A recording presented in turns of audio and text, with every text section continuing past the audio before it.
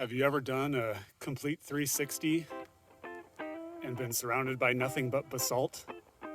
Well, then you may be in Eastern Washington, and in that case, you better know a basalt.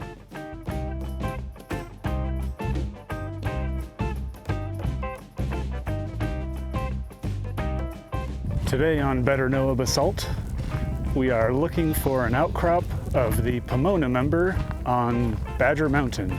Badger Mountain is a preserve, so I can't really just dig into the bedrock here, but we can talk about the Pomona in the meantime. It's the fourth youngest basalt of the Columbia River flood basalts, with a calculated age of about 12 million years.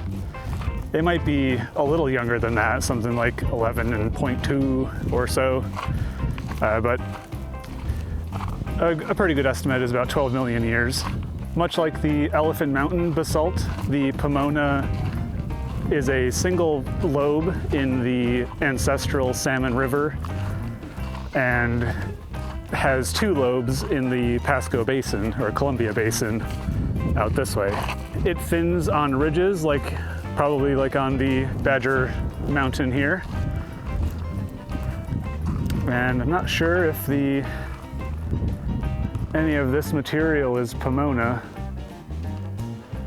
So much of what I see here is just overburdened loose material, although on the Richland geologic map, most of the summit of Badger Mountain is Pomona, especially on the southern side, whereas the northern side has a lot of alluvium. Although I'm seeing a lot of alluvium, silty sand material on this side as well. The Pomona erupted about 600 cubic kilometers of basalt. It flowed down the same river as the subsequent Elephant Mountain basalt, and it didn't fill the channel enough to completely dam it like the Elephant Mountain did, but it did dam the river for some amount of time. We know the Pomona flowed down the Columbia all the way to the coast, actually, in the Miocene coast of Washington at the time, without interacting with the water, because there's no hyaloclastites or other, kind of pillows or explosive interaction with water. And so what this means is that the Pomona was emplaced in a period of about a month or a few months at most, based on flow rate and river channel width, how much water there would be behind a dam back where the Pomona erupted from, which was somewhere east of Lewiston or southeast. Not sure exactly where the dams are in the river, but it was enough to block it off while it flowed all the way down to the coast. And there was enough water there where it would have to be emplaced within a period of months, or else it wouldn't have reached the coast before the water overtopped the dam and caught up with the flow front.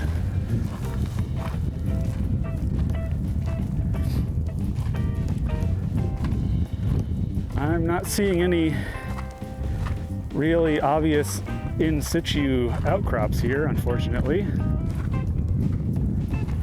Everything looks like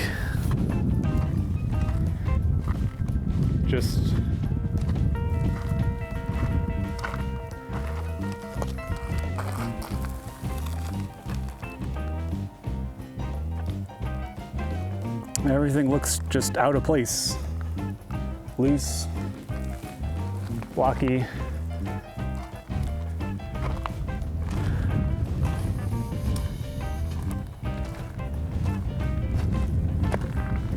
And there's a couple of radio towers up here and some private property. And so there's quite a bit of gravel that was brought in, which means that we can't necessarily say that a lot of this gravel on the ground is from the Pomona, because it could be from up there and then it, washed down amidst the dirt.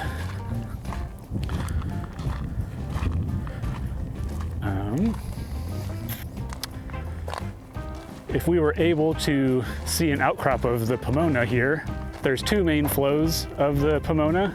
The upper flow has large olivine up to about 5 millimeters in diameter, whereas the lower flow has large plagioclase phenocrysts, or large crystals, and those reach up to about a centimeter actually. And there's also glomerocrysts, which I mentioned at the Ice Harbor basalt. Those are bunches of crystals essentially that glom together. Those reach up to 2 centimeters in diameter.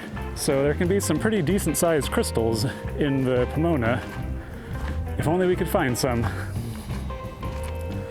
I think what I'll do is, there's a kind of a reoccurrence of some of this lighter tan basalt, and we'll maybe break open some of that. And there's also quite a bit of this reddish, this basalt that weathers fairly red.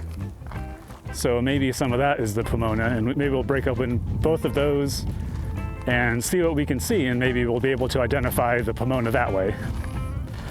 Go about this basalt a little bit differently. Broke open one of these light gray rocks, and the inside is very dark and pretty much aphanitic. No obvious crystal forms that I can see. There are crystals winking in the sun there, but there's no way to identify them. I have a hand lens that lets me see closer. That white thing there is a zeolite. No large olivine or plagioclase crystals in these rocks. There is a pretty good example of the conchoidal fracture that basalt does, where you can see I've smashed it right there, and this is kind of the front of the fracture, and there's a conchoidal kind of shell-shaped depression where it radiated out. And that's because there's no fabric to these basalts. They're just kind of massive, no orientation to the crystals.